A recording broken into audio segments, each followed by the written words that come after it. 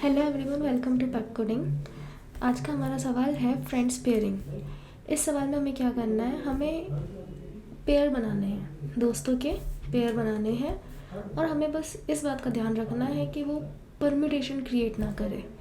जैसे कि हमारे पास में ये गिवन है 1 2 3, तो इसके पेयर क्या बन सकते हैं 1 2 3 या फिर 1 2 3 या फिर 1 3 2 या फिर 1 2 3। अब ठीक है, ये वाला तो यूनिक रहेगा। यहाँ पे 2 1 3, यहाँ पे 3 1 2, यहाँ पे 1 3 2।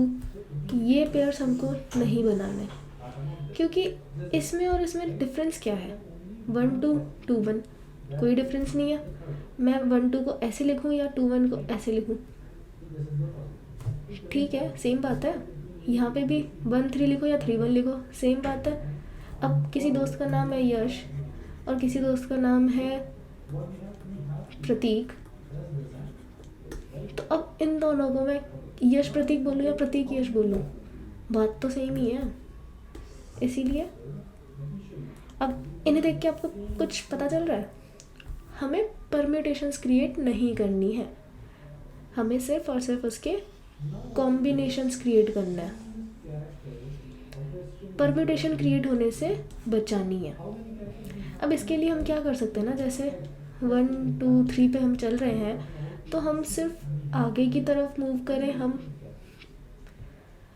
हमेशा i+1 करते रहें, तो हम हमेशा सिर्फ आगे की तरफ ही मूव करेंगे। सिर्फ कॉम्बिनेशन क्रिएट होंगे, परम्यूटेशन क्रिएट होगी ही नहीं। जब हमारा 1 2 को ही कॉल लगाएगा और हमारा 2 मना कर देगा कि नहीं, मैं 1 के साथ नहीं जाऊँगा, जब मुझे 1 के साथ में जब मैं एक बार चला गया तो मैं वापस क्यों जाऊँ।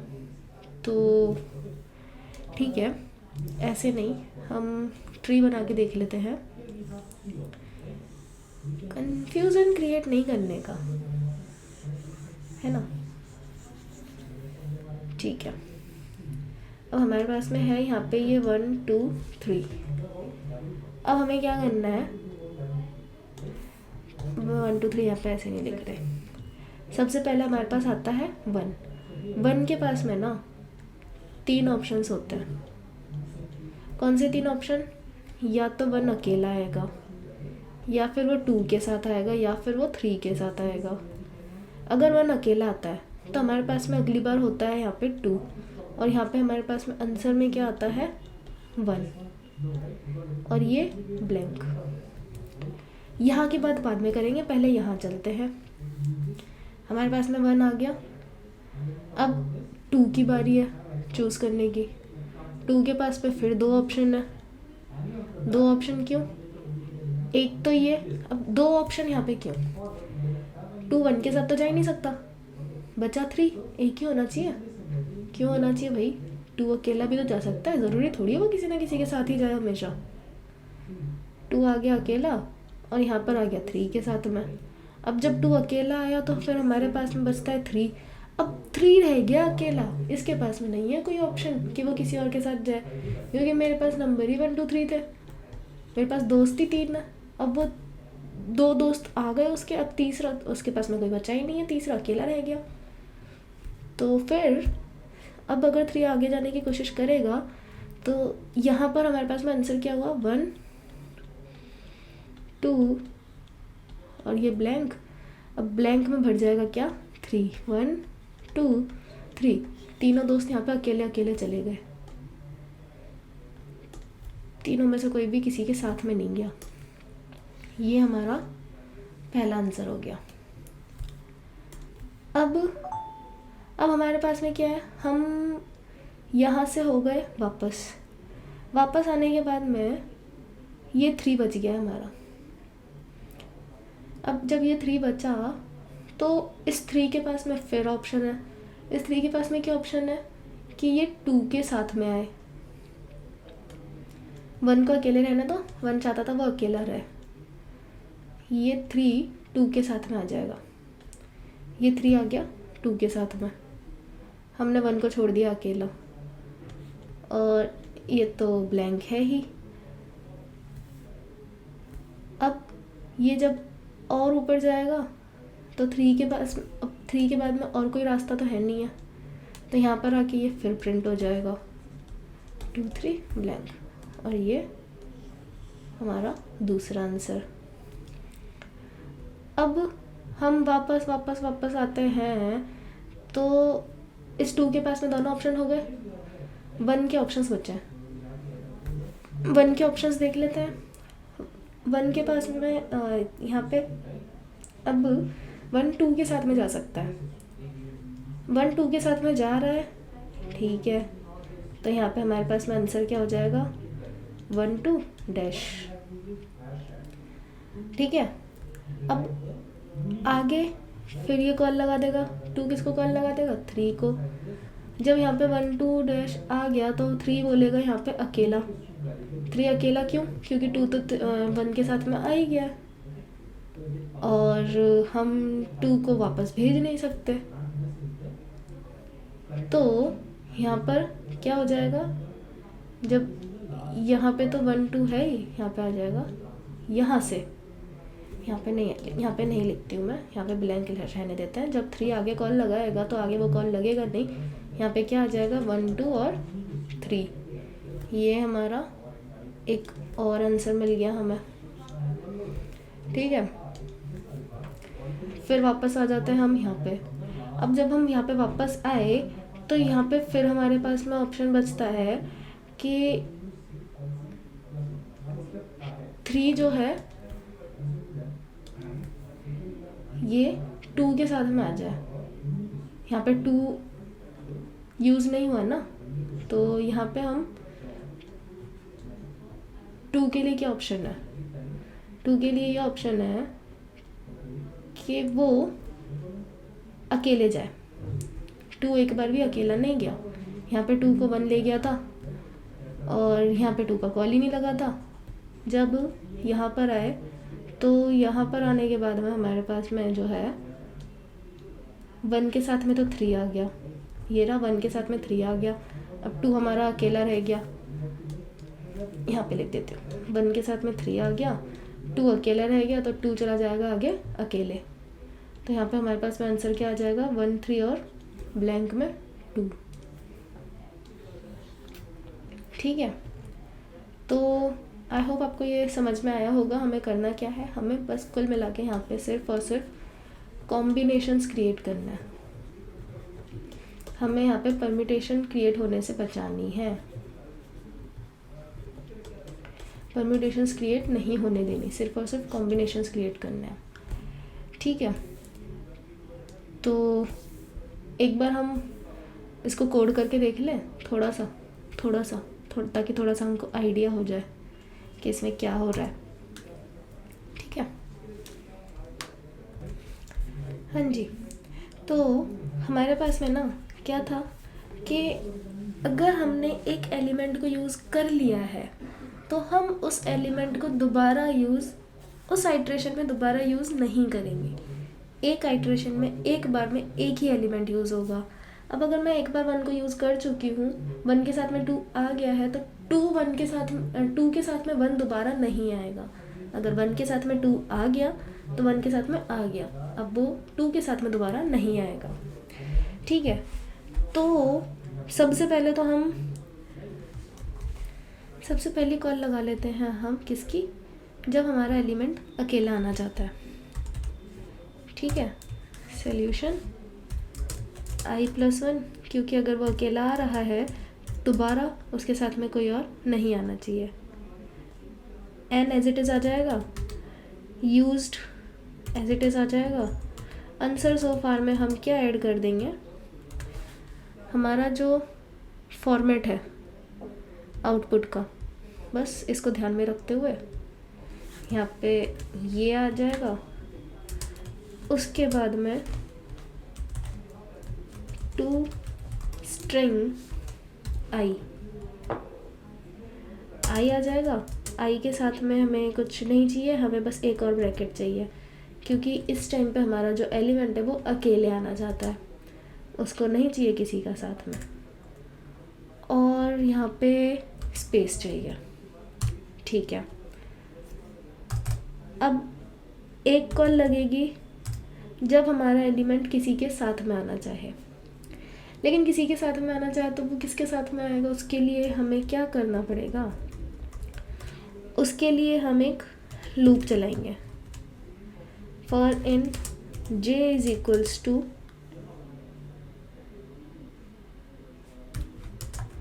i plus one. जे कहाँ से चालू होगा, i प्लस वन से, क्योंकि अगर i आ गया है तो j जो है वो आगे से चालू होगा, i प्लस वन से। क्यों?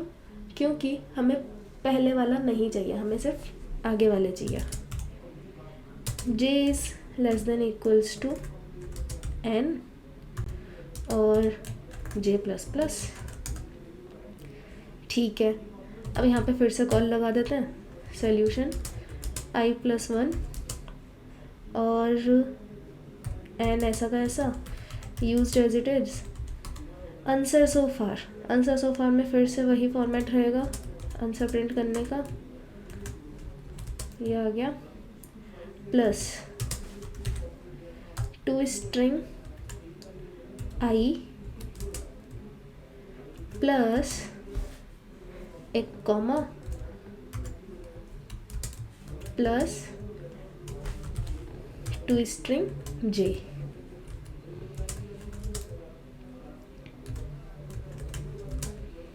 ठीक है, ये एक कॉल तो लग गई। अब हम कॉल लगा के ऊपर ऊपर ऊपर ऊपर तो पहुंच गए, लेकिन हमें वापस बैक ट्रैक भी तो करना है, हमें सिर्फ जाते थोड़ी जाना है, हमें वापस भी तो आना है। जब हम वापस आएंगे हमें कैसे, हम चले गए, हमें कैसे पता चलेगा हमें वहाँ पे प्रिंट होना है या नहीं। ये मैंने परमिटेशन तो कर दिया, कॉम्बिनेशन करना है हमें, तो परमिटेशन थोड़ी करना है। अब यूज़ आएगा हमारा यूज्ड का। अगर used of j is equals to false है तभी ये कॉल लगेगी, अगर फॉल्स है तो ये मैंने गड़बड़ कर दी, ये थोड़ा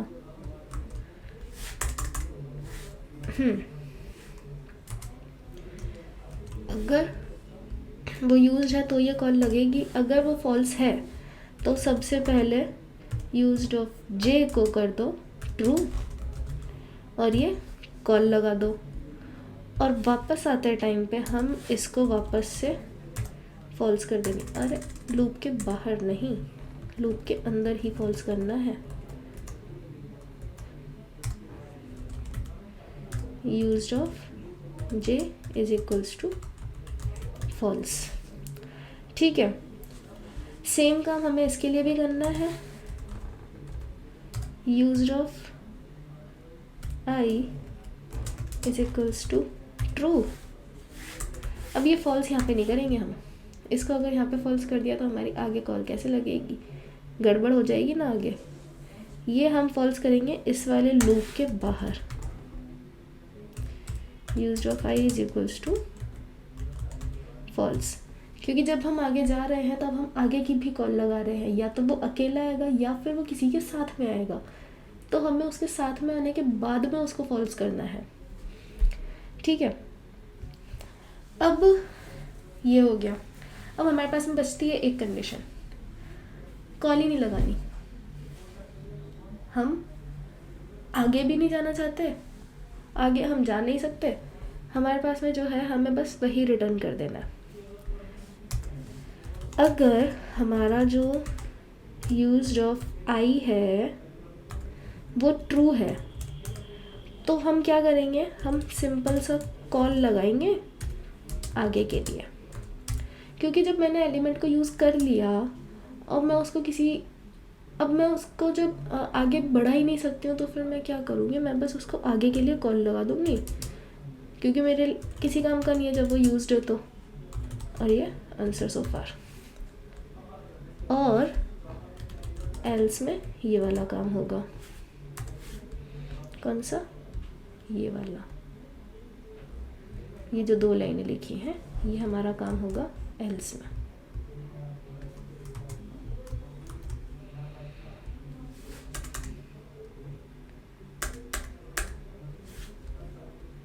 और ये हमारा जो एल्स का यहाँ पर आके बंद कर देता है। ठीक है,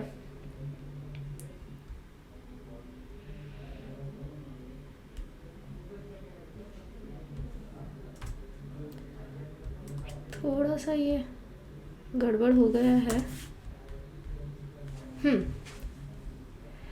अब देखिए एक बार और बता देते हैं।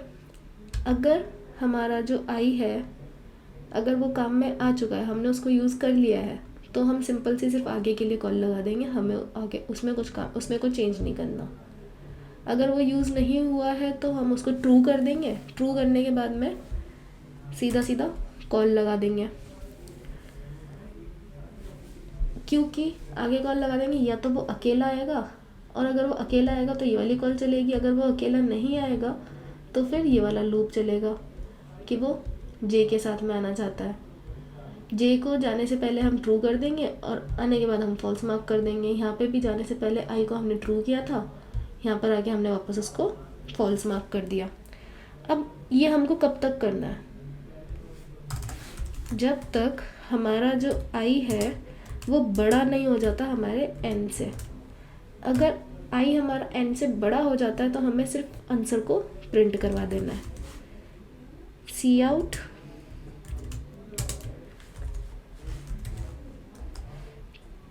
To string counter plus dot, ये जो 1 2 3 4 आ रहे हैं बाहर, इन 1 2 3 4 के लिए मैंने यहाँ पे एक काउंटर ले रखा है। ये जो काउंटर है इसका काम कुछ नहीं है, ये बस 1 2 3 4 प्रिंट करेगा। डॉट हमारा answer so far, answer so फार यहाँ पे चालू तो किया ही नहीं है, ठीक है। और एंडल, एंडल से क्या होगा, बस नेक्स्ट लाइन में आ जाएंगे।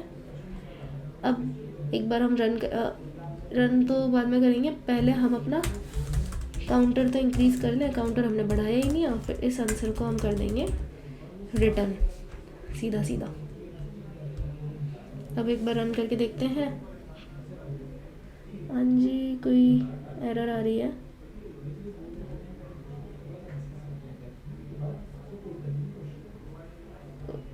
तुम ऊपर चलो भैया।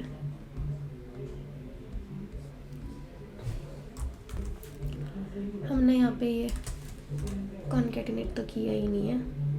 अब रन करके देखते हैं। सक्सेसफुल, सबमिट करके देखते हैं क्या सारे टेस्ट केसेस पास हो रहे हैं। बिल्कुल पास हो रहे हैं सारे टेस्ट केसेस। तो आई होप आपको समझ में आया होगा हमने यहाँ पे क्या किया है। एक बार और देख लीजिए। ये वाली जो कॉल्स है, ये वाली कॉल्स हमने लगाई है कौन सी कंडीशन के लिए,